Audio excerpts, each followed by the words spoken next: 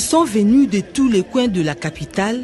Le chrétien catholique ont communié avec sa sainteté le pape François à cette grande célébration eucharistique dite par ce dernier. Cris de joie, chants aux lèvres et danses.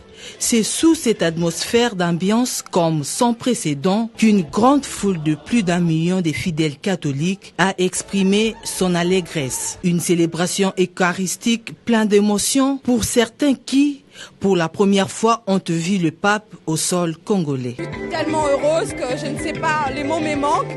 Je dirais juste que c'est une immense joie pour la première fois de ma vie. Je l'ai vu en live. Merci beaucoup. Notre impression est positive, dans le sens que, encore jeune prêtre, j'ai eu l'occasion de célébrer avec le Saint-Père une fois dans l'histoire. Ça me fait la joie. L'autre joie, c'est le message qu'il a adressé à notre nation. Le président Tshisekedi, soutenu par le peuple congolais, pour parachever les actions qu'il a déjà entamées du développement pour la RDC. Nous sommes très ravis de joie parce que le pape est venu nous visiter. Nous ici, c'est pour la première fois. Mindou les aligos continuer. Tome les mailles, toto na lesengo, misa eleki kitoko, kolo azala nabino, Mindou na abekola. Et je retiens aussi au cours de cette Eucharistie les gestes forts.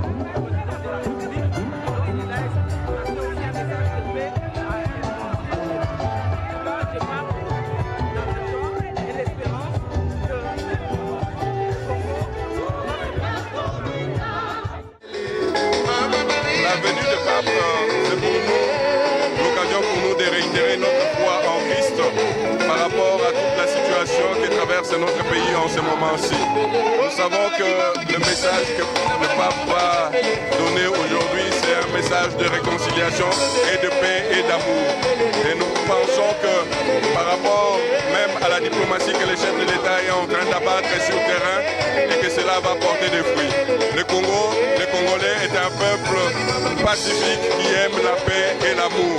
Et je crois bien que le message que le pape va réitérer aujourd'hui ira tout simplement dans ce sens de réconciliation entre nous, nous Congolais, nous-mêmes, ainsi qu'avec nos voisins.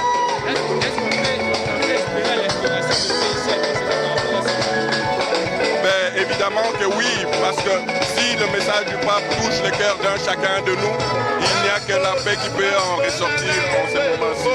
Nous prions que la Vierge Marie puisse intercéder pour nous auprès de son Fils pour que la paix revienne précisément ici à Kinshasa et à l'est du pays et aussi à Kwamutu où sévit aussi de maître. Nous voulons que la paix puisse régner au Congo.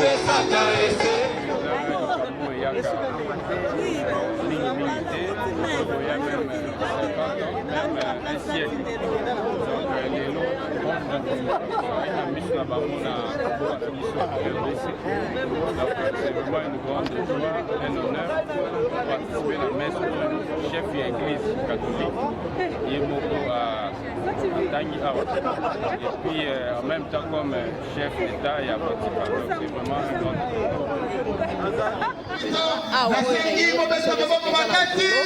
Arrivé à Papio en tant que Fumu, la carte de la République démocratique du Congo, d'abord, tu souhaitais Boye Malam parce que Azali invité à Mokonzamboka, au Bengue Tshisekedi Tshilombo. Place Mokonzamboka, Bengue Serie pas Azali Mokonzo ya Mboka ya Roma. Et sengalaki na biso toyambaye toyambi po toyoka sango nini ya ye nango ya liboso na sepeli mingi po toyoki na maloba na ye alobi ete Kongo ezali mbuma oyo mokili mombe eza kolula ezali mbuma oyo Kongo mokili mombe ezozela po ebikela mpo na biso ezalaki esengo ya koyoka yango ntango alobi ete botika Kongo erespire botika Afrika ezwa mpe nzela po yango nde espoir ya lobi ya bato nyonso biso esengo na biso tosepeli na esika wana mpe tozongiseli ye tolobi awo lobi bao nyonso bakosala bobulu bao nyonso bakoagrese Congo bao nyonso bazwa komonela bakongolais eza baoyo ozokomande ntango yo lobi bakoyoka me eloko biso bankumu tosengi lande bango mpo baza bana na yo bo bakobetaka bakongolais baza bana na ye alors alandela bango ayebisa bango ke nga nauti na bakongole na lobi botika po mabele ya Kongo ekondima lisusu bêtise te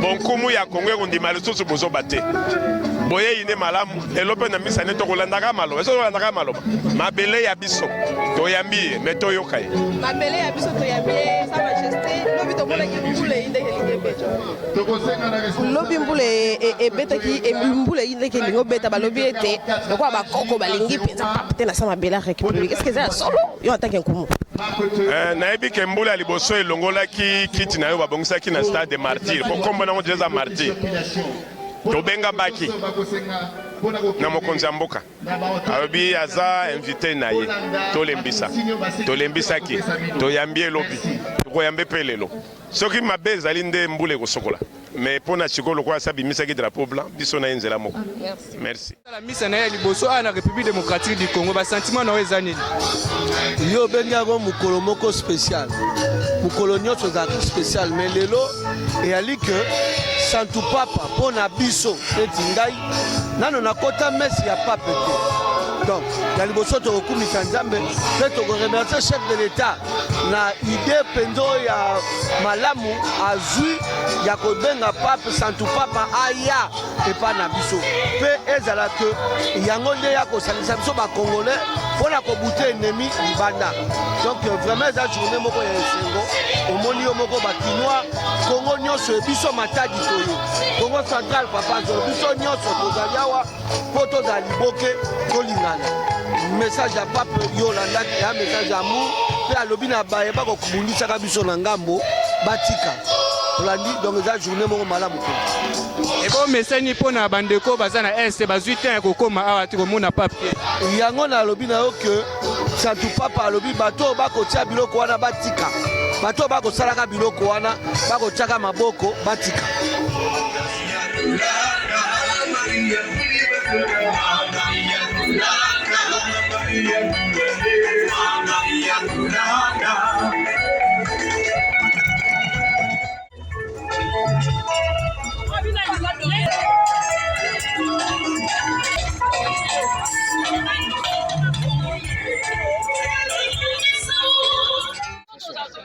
C'était une très belle messe. On a apprécié. Elle était complète. Et du début jusqu'à la fin, il n'a pas dit qu'elle avait. Donc, elle était présente. C'est bien parlé. C'est la RTNC Festival. nazosalaka mosala moko bandeko oyo baza na richesse bazosala yango nabengamaki na mokonzi na nga Silon Tumba mpo naya kotala lolenge misala ezotambola mpo nazonga mpe na sango wana na niveau ya Lubumbashi. Mama présence ya pape na république ya RDC boyembongo nde visite wana non visite ya papa tosepeli yango makasi mpo soki omoni mokonzi monene neti papa akomeli bino na mboka ezali lipamboli donc ça veut dire que nzambe liboso akosala biso makambo ya minene mpo kimia ekozala à cause ya présence makasi mpo soki omoni mokonzi monene neti papa akomeli bino na mboka ezali lipamboli donc ça veut dire que nzambe liboso akosala biso makambo ya minene mpo kimia ekozala à cause de la présence. Pour les actions de maman Denise Yakero Tshisekedi, ça fait plus de 4 ans que nous sommes en train de faire na terrain, na ba cotisation na biso moko, biso netingai naza coordinatrice na niveau ya Lubumbashi. Nazo salaka musala moko bandeko baza richesse bazosala. Yango na bengamaki na mokonzi na nga Silon Tumba po naya kotala lolenge misala ezotambola mpo nazonga mpe na sango wana na niveau ya Lubumbashi. Mama tozala na kimia tozala na bolingo tozala na bozo parce que soki tozali na kimia te tokoki kosala eloko vraiment wana ezali message fort mpona biso bakongo eza nango besoin. D'accord, vous vous présenter, vous êtes... Je suis Madame Philo Kochi, je suis la coordonnatrice des Sideniach. syndicat pour les actions de Maman Denise Nyakero Tshisekedi. Merci madame. Ce que moi j'ai retenu par rapport au message que papa a donné, c'est juste qu'il veut la paix. La paix pour notre pays. Il a demandé la